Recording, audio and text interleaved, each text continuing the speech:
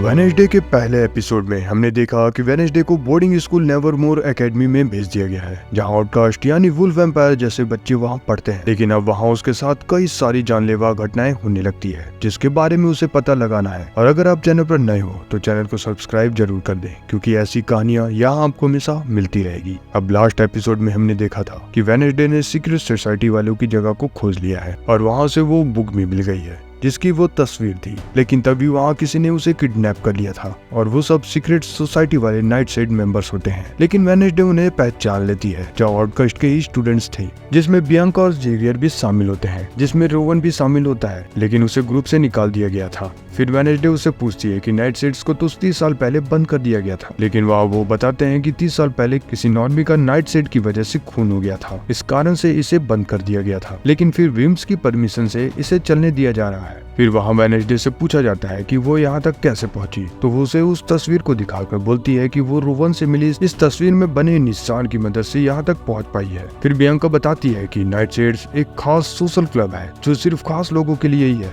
फिर जेवियर अब वेडनेसडे को भी शामिल करने के लिए बोलता है, क्योंकि इसके पहले उसकी मॉम और डैड भी इस ग्रुप का हिस्सा रह चुकी थी। लेकिन वेडनेसडे इस बात पर मना कर देती है और वहाँ से जाते हुए उन सभी को बोलती है कि तुम अनाड़ियों के कारण ही किडनैपिंग बदनाम हो रही है। वेडनेसडे उस बुक की तस्वीर को जोड़कर देखती है तो उसे उस तस्वीर में एक शख्स हथियार लिए सामने खड़ा हुआ दिखाई देता है, स्कूल की बाहर वाली जगह पर। फिर विम सबको वहाँ बताती है कि आज के दिन जेरिको टाउन में आउटरीच डे मनाया जाएगा, जिसमें आउटकास्ट के बच्चे टाउन में अलग अलग जगह पर जाकर वॉलंटियर बनकर काम करेंगे। और वो बताती है कि आउट टाउन में इस स्कूल के फाउंडर की स्टेच्यू का इनॉग्रेशन होगा, जिस सेलिब्रेशन में सबको शामिल होना है। फिर विम्स वेडनेसडे से बोलती है कि सेलिब्रेशन में उसे वायलिन प्ले करने के लिए। फिर आगे वेडनेसडे जेरिको टाउन में जेवियर से मिलती है और वो उसे उस बुक को दिखाकर उस पेंटिंग के बारे में पूछने लगती है। फिर जेवियर उसे बताता है कि रोवन जब उसे नाइट साइड से निकाला गया था तो उसे इस बुक को वहाँ से चुरा लिया होगा, और जब उसने रोवन से इस बारे में बात की तो उसने अपनी पावर का इस्तेमाल उस पर किया और उसे दीवार पर ढकेल दिया, और उसी दौरान रोवन ने वेडनेसडे पर भी अटैक किया था। अब जेवियर उस पेंटिंग को देखकर बोलता है कि ये तस्वीर तो 30 साल पुरानी है और तुम्हारी तस्वीर इसमें कैसे है। और वो उस शख्स को भी पहचान लेता है जिसका नाम जोसेफ क्रैकस्टोन था,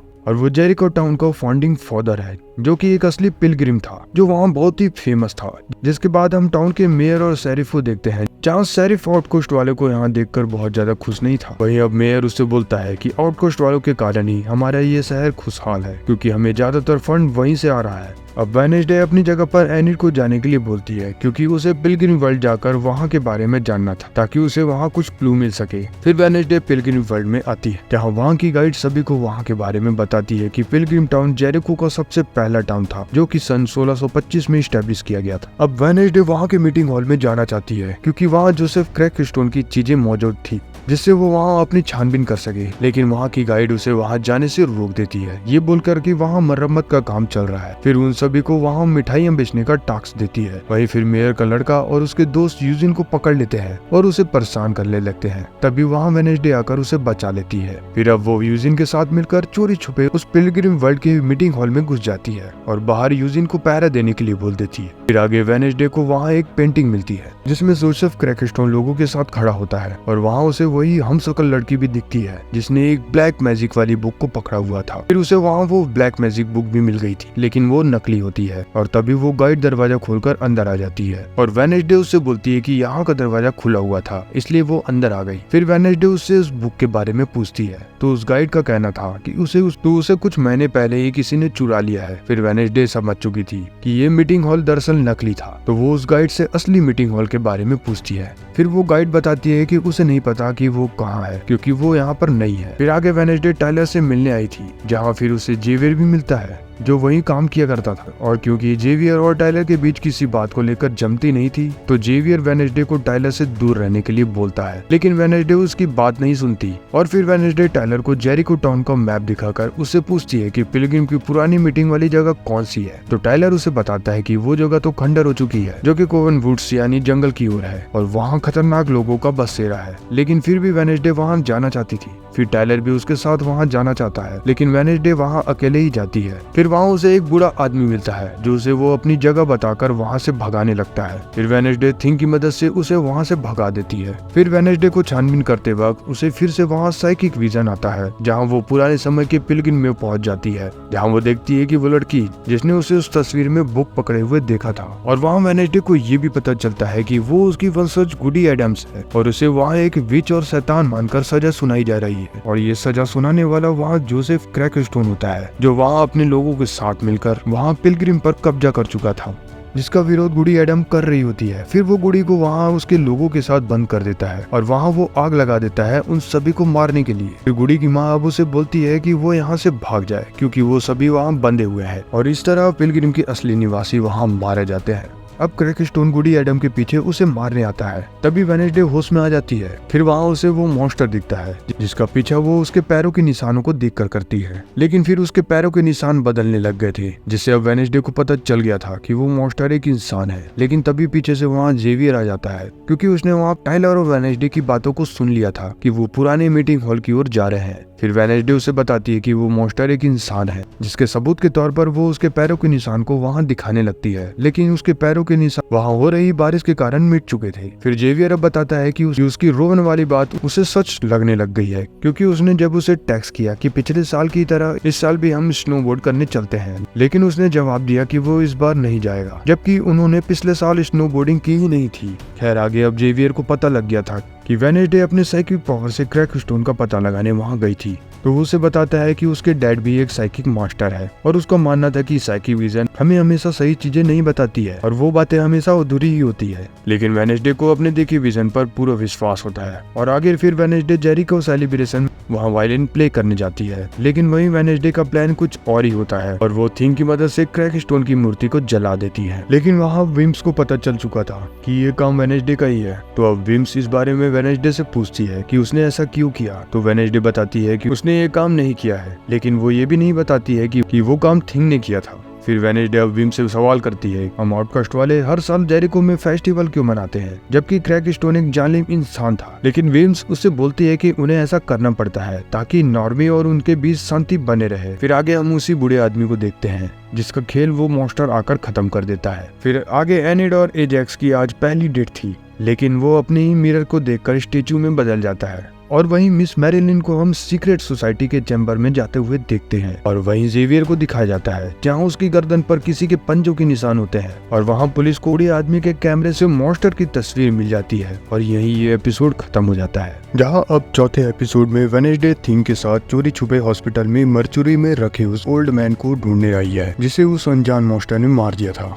अब उसे उसकी बॉडी मिल जाती है और वेडनेसडे उस पर अपनी जांच पड़ताल शुरू कर देती है, जहां वो देखती है कि उसका एक पैर गायब था। वहीं थिंग रिपोर्ट्स की कॉपी करने लगता है। फिर थिंग वेडनेसडे को इशारा देता है कि वहाँ कोई आ रहा है, तो वेडनेसडे फिर छुप जाती है। फिर वहाँ वो डॉक्टर और शेरिफ अंदर आते हैं और डॉक्टर शेरिफ को बताता है कि उसने उस शख्स पर इस तरह के घाव पहली बार देखे हैं। फिर डॉक्टर उस शख्स के कटे हुए पैर को दिखाता है और बोलता है कि उसके पैरों की उंगलियां काफी अजीब ढंग से कटी हुई है। फिर डॉक्टर को जाते वक्त मर्चुरी का एक दरवाजा खुला हुआ दिखाई देता है और वो उसे देखने जाता है, तो उसमें वेडनेसडे होती है जो बिल्कुल मरी हुई लग रही होती है, जिसके बाद डॉक्टर वहाँ से चला जाता है। फिर थिंग वेडनेसडे को जगाने जाता है, तो वेडनेसडे बोलती है कि उसे कुछ मिनट और वहीं रहना है क्योंकि उसे वहाँ बहुत अच्छा लग रहा था। फिर वेडनेसडे वहाँ से लाई सारी रिपोर्ट और अपनी जांच के बारे में एनिड को बताने लगती है और वो बताती है कि उन सभी मारे गए लोगों की रिपोर्ट्स में एक आम बात है कि उनके बॉडी पार्ट से कोई एक हिस्सा गायब है। लेकिन ये सब देखने के बाद एनिड वहाँ बेहोश हो जाती है क्योंकि उसे ये सब घिनौना लगता है। फिर आगे वेडनेसडे क्लास में जेवियर के गले पर जख्म के निशान को देखकर अब उस पर शक करने लग गई थी, इसलिए अब वो उसका पीछा करती है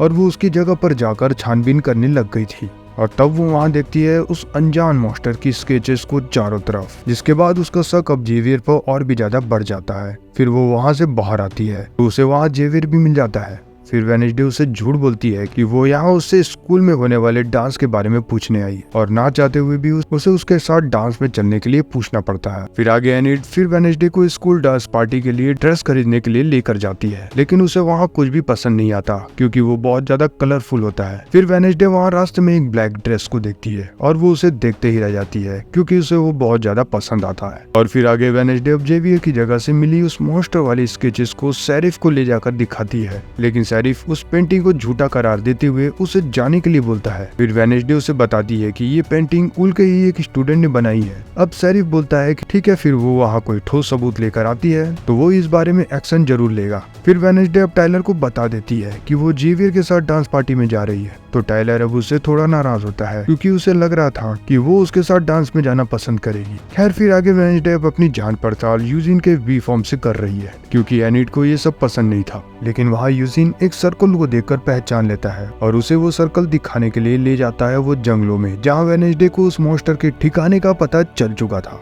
यहाँ पर उसे हथकड़ियों के साथ कुछ हिरणों की हड्डियां और उस मॉन्स्टर का एक दांत वहाँ मिलता है। फिर उसे मैच करने के लिए वो जेवियर की जगह पर सबूत लेने जाती है, लेकिन वहाँ जेवियर भी आ जाता है। फिर वेडनेसडे उसे उस मॉन्स्टर के बारे में पूछने लगती है जिसकी उसने वहाँ तस्वीरें बनाई हुई थी, और वो उसे सर्कल वाली तस्वीर को भी दिखाती है जो वो पहले वहाँ से चुरा कर ले गई थी। तब जेवियर समझ गया था कि वेडनेसडे उसी पर शक करने लग गई है कि वही मॉन्स्टर है। तो वो अपनी सफाई में उसे बताता है कि उसे अक्सर उस मॉन्स्टर की झलकियां आती है जिसका उस पर बस नहीं चलता है, और उसकी पेंटिंग से निकलकर उसी के पंजे से वो घायल भी हो गया था, और वो ये समझ गया था कि उसने सिर्फ मतलब के लिए ही उसे डांस में जाने के लिए पूछा था। अब जेवियर उससे नाराज होता है तो वो उसे वहाँ से जाने के लिए बोल देता है। फिर वेडनेसडे अब जेवियर की जगह से लाया हुआ उसका ब्लड का सैंपल और उस मॉन्स्टर का दांत देकर शेरिफ को बोलती है कि इसके डीएनए सैंपल से इसे वो मैच करे, लेकिन वो जेवियर का नाम वहाँ शेरिफ को नहीं बताती है। फिर आगे अब क्योंकि यूजिन और वेडनेसडे रेवन पार्टी में नहीं जा रहे होते हैं तो वो दोनों रात में गुफा में जाने का प्लान बनाते हैं, लेकिन फिर थिंग ने टाइलर को वेडनेसडे की तरफ से रेवन पार्टी में चलने के लिए एक मैसेज लिखकर भेज दिया था,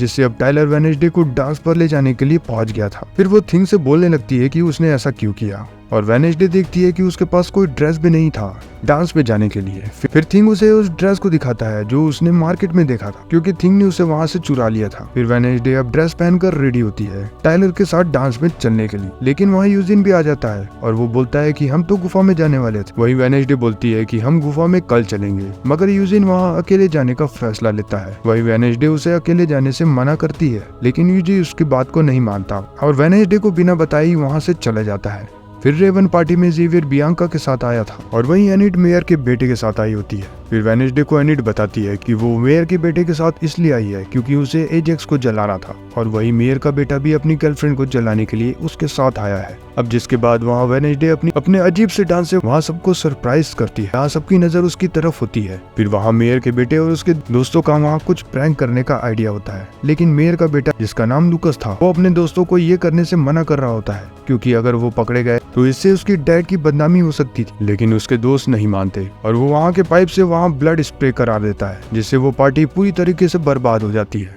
लेकिन वेडनेसडे ब्लड देखकर वहाँ खुश होती है। फिर उसे पता चलता है कि वो फेक है और वो सिर्फ पेंट कलर है। फिर जब वहाँ भगदड़ मची होती है तो वेडनेसडे से कोई टकरा कर निकलता है और उसे अचानक वहाँ साइकिक विजन आता है, जिससे उसे पता चलता है कि यूजिन खतरे में है, क्योंकि यूजिन वेडनेसडे को बिना बताए इस मॉन्स्टर वाले ठिकाने पर चला गया था। फिर वेडनेसडे फौरन उसे बचाने के लिए वहाँ चली जाती है। वहीं एनिड को पता चल गया था कि वो लूकस और उसके दोस्त ही हैं, जिसके बाद एजेक्स भी वहाँ एनिड का साथ देता है उन्हें भगाने के लिए। अब यूजिन के पीछे वो मॉन्स्टर होता है और वो उस पर हमला कर देता है और उसे मार देता है, और वेडनेसडे वहाँ पहुँचने में लेट हो जाती है, जिसके पीछे मिस मैरिलिन भी आ गई थी। और यहीं यह एपिसोड खत्म हो जाता है, जिसके आगे के एपिसोड्स आपको जल्दी मेरे चैनल पर देखने को मिल जाएंगे। और अगर आपको यह कहानी अच्छी लग रही हो तो लाइक एंड शेयर जरूर करें और चैनल को सब्सक्राइब करना ना भूलें, क्योंकि ऐसी कहानियां यहाँ आपको हमेशा मिलती रहेगी।